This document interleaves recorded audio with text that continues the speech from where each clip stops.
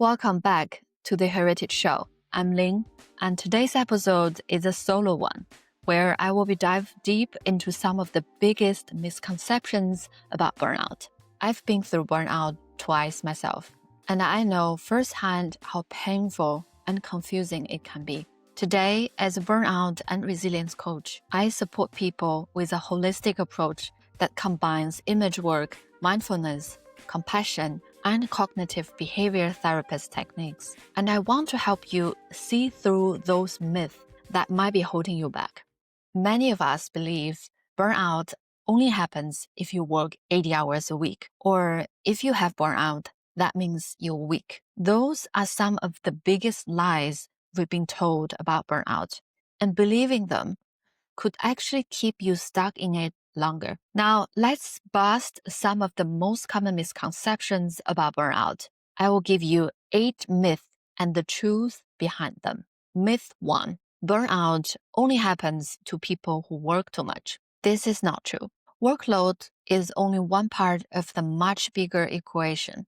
Myth 2. Burnout means you're weak. That's not true. Most people who burn out are actually high achievers. Perfectionism, over-responsibility, or constantly pushing yourself to prove your worth are common drivers. Burnout isn't weakness. It's a teacher showing you that something needs to change. Myth 3. Burnout only happens at work. That's not true. It can happen in any area of life. For instance, parenting, caregiving, relationships, activism. Work is just one piece of that picture. Myth 4. Burnout is the individual's fault. That's not true. Burnout is a combination of internal system, personality traits, and the system and environment around you. It's never just about not being tough enough. Myth 5. You can cure burnout by taking a vacation or resting for 2 weeks. That's not true. Rest is crucial, yes, but burnout is much deeper than temporary exhaustions. Without addressing the root causes, you will feel the same as soon as you return from the vacation. Myth 6. If you recover once, you will be immune from burnout forever. That's not true. Burnout is also an indication of whether your life path aligns with your deeper truth. If you return to the same misaligned patterns and environments, out may come back again. That's why recovery from burnout requires more than just treating the symptom. It asks for an inward look at how you live, work, and relate. 7. Burnout only happens in certain professions like doctors, teachers, or nurses. That's not true.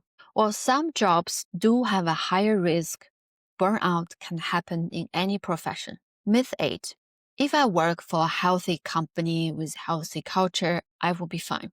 That's not true either. Workplace culture matters, but burnout is complex. Even in a supportive environment, if your own boundaries, recovery practices, or life circumstances aren't aligned, burnout can still appear.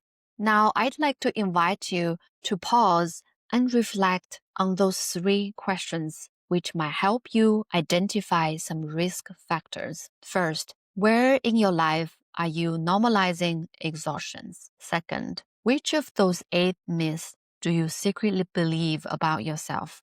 Third, what would change if you stopped believing those myths? If you like to go deeper into what burnout looks like in real life, check out my other videos on burnout symptoms and try that 10-question self-assessment I share there. Remember, you don't have to figure this out alone. If you feel you might be experiencing burnout, but you don't know what to do next, let's talk. I offer a free discovery call where we can explore your situation and map out your next step. You'll find the link in the description. Thank you for spending this time with me today. If this episode spoke to you, please share it with someone who might need it, subscribe or follow so you don't miss future episodes. And connect with me here or on LinkedIn if you like more content about burnout, stress management, and holistic well-being. Until next time, take care.